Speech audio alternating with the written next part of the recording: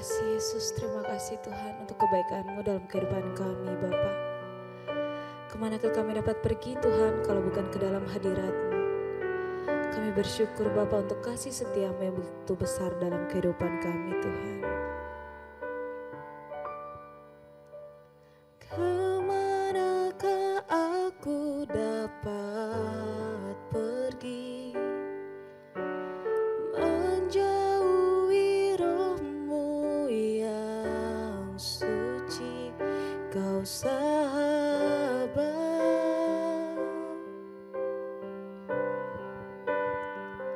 dan Kau dekat.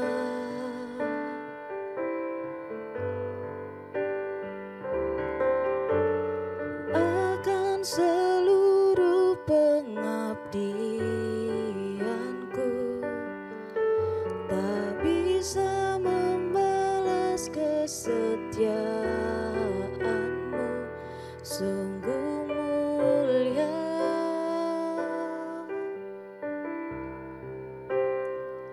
dan berharga.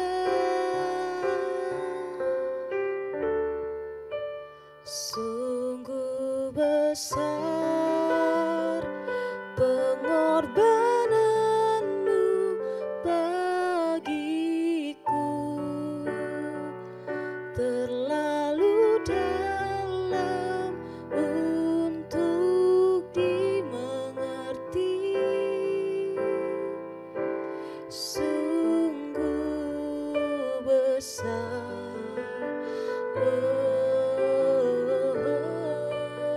sungguh indah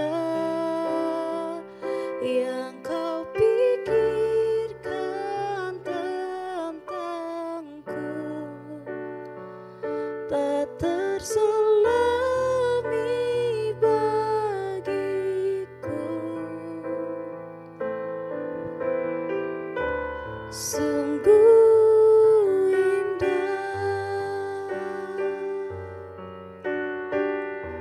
sungguh indah, sungguh indah.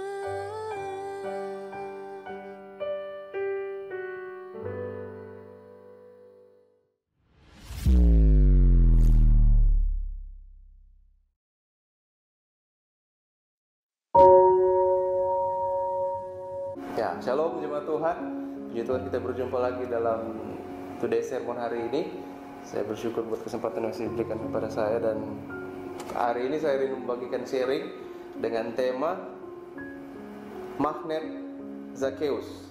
Magnet Zakheus. Ya, kita semua sudah tahu pasti kalau kita berbicara tentang Zakheus, karena sudah dari sekolah minggu kita sudah diajarkan tentang Zakheus. Tapi saya rindu membagikan hari ini ada dua hal mengenai magnet Zakheus, sehingga Tuhan Yesus memakai dia, Tuhan Yesus manggil dia untuk Tuhan Yesus berkunjung ke rumahnya, bahkan dia diselamatkan karena magnet tersebut. Nah, kita lihat ayatnya di dalam Lukas 19 ayat 1-10, saya bacakan. Lukas 19 ayat 1-10. Yesus masuk ke kota Yeriko dan berjalan terus melintasi kota itu.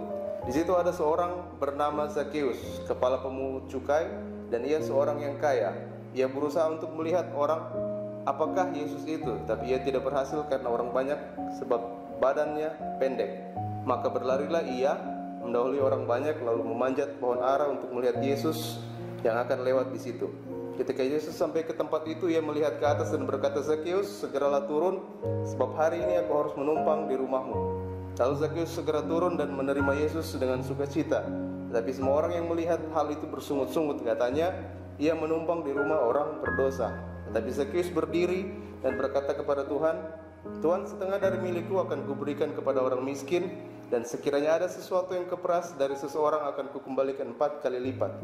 Kata Yesus kepadanya, "Hari ini telah terjadi keselamatan kepada rumah ini, karena orang ini pun anak Abraham, sebab anak manusia datang untuk mencari dan menyelamatkan yang hilang." Ya, puji Tuhan. Nah, itu dia perenungan hari ini akan saya sampaikan. Yang pertama, magnet Zakheus yang dia miliki adalah dia antusias atau bergairah atau bersemangat. Kita lihat ayatnya di Lukas 19 ayat 3-4. Saya bacakan. Ia berusaha untuk melihat orang apakah Yesus itu, tapi ia tidak berhasil karena orang banyak, sebab badannya pendek. Maka berlarilah ia mendahului orang banyak, lalu memanjat pohon ara untuk melihat Yesus yang akan lewat di situ. Nah, magnet yang pertama adalah Zakheus. Dia antusias, dia bergairah, dia bersemangat. Dia tahu, kita semua tahu bahwa Zakheus ini adalah seorang pemungut cukai. Bukan cuma pemungut cukai, tapi kepala pemungut cukai. Itu dikatakan di ayat pertama, ayat kedua, Di situ ada seorang bernama Zakheus, kepala pemungut cukai, dan ia seorang yang kaya. Kalau kita lihat, bisa saja sebenarnya Zakheus memanfaatkan kelebihan yang dimiliki. Dia adalah seorang kepala pemungut cukai. Dia bisa saja meminta pertolongan kepada mungkin orang-orang yang bisa disuruh untuk ketemu dengan murid-murid Tuhan Yesus pada saat itu, untuk mungkin bisa berbicara bahwa dia tidak perlu antri untuk melihat Tuhan Yesus, tapi dia bisa pakai hak yang dia punya, kelebihan yang dia punya untuk bisa berjumpa dengan Tuhan Yesus. Itu mudah saja, tetapi dia tidak menggunakan hal itu. Dia bergairah, dia berantusias, dia ingin melihat seperti apa Tuhan Yesus itu. Sehingga apa yang dia lakukan? Dia berlari. Kalau antusias pertamanya dia berlari, dia mendahului orang lain, dan yang ketiga dia memanjat pohon.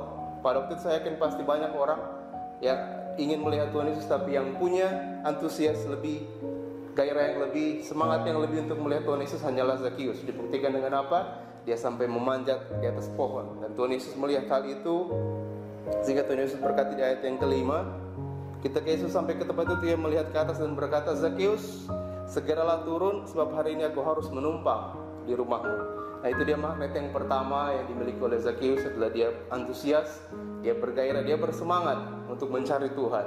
Bagaimana dengan kita jemaat Tuhan? Masihkah kita antusias? Masihkah kita bergairah? Masihkah kita bersemangat untuk mencari Tuhan? Nah, itu dia magnet yang pertama. Magnet yang kedua yang dimiliki oleh Zakheus sehingga Tuhan Yesus tertarik kepada kehidupan Zakheus. Kita lihat ayat yang ke-7 dan 8. Saya bacakan.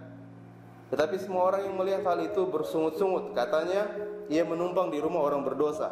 Tapi Zakheus berdiri dan berkata kepada Tuhan, Tuhan, setengah dari milikku akan kuberikan kepada orang miskin, dan sekiranya ada sesuatu yang kuperas dari seseorang akan kukembalikan 4 kali lipat. Nah, poin kedua yang dimiliki oleh Zakheus, magnet sehingga dia bisa menarik perhatian Tuhan Yesus, adalah yang kedua, dia mengakui dosa-dosanya dan bertanggung jawab.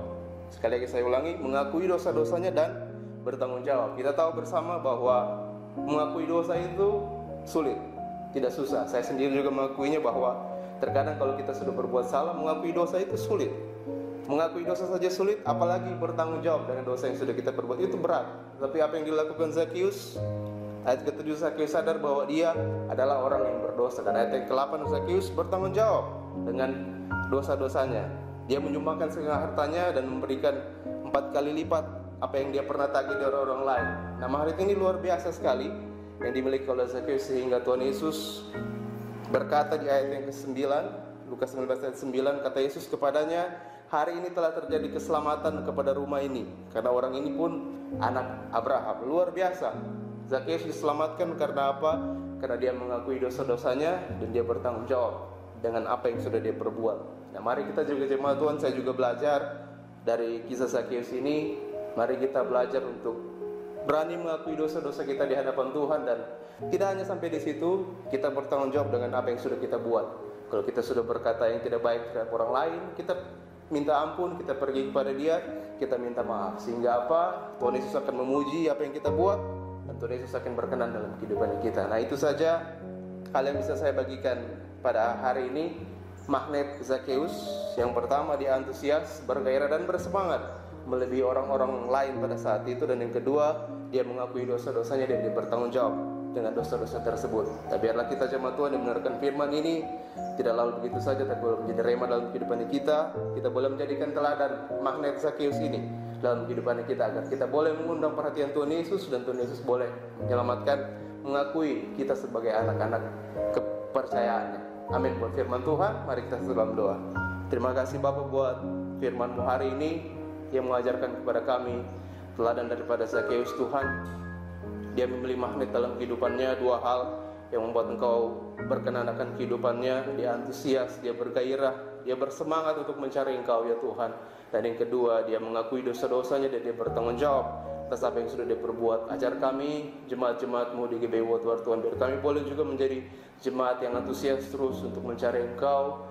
Kami juga mengaku akan dosa-dosa kami dan kami bertanggung jawab dengan dosa-dosa yang sudah kami perbuat, agar kiranya hidup kami Tuhan boleh menjadi berkat, nama-Mu ditinggikan, nama-Mu dipermuliakan. Berkati ya Tuhan aktivitas pekerjaan daripada jemaat-Mu hari ini, apa yang mereka kerjakan, pekerjaan penyertaan perlindungan Tuhan menjadi bagian dalam kehidupan mereka semua. Biar kiranya anak-Mu yang sederhana menyampaikan firman-Mu, biarlah Tuhan yang terus bekerja dalam setiap kehidupan kami, mampukan kami untuk melakukan firman-Mu Bapa. Di dalam nama Tuhan Yesus kami sudah berdoa, kami mengucap syukur. Amin.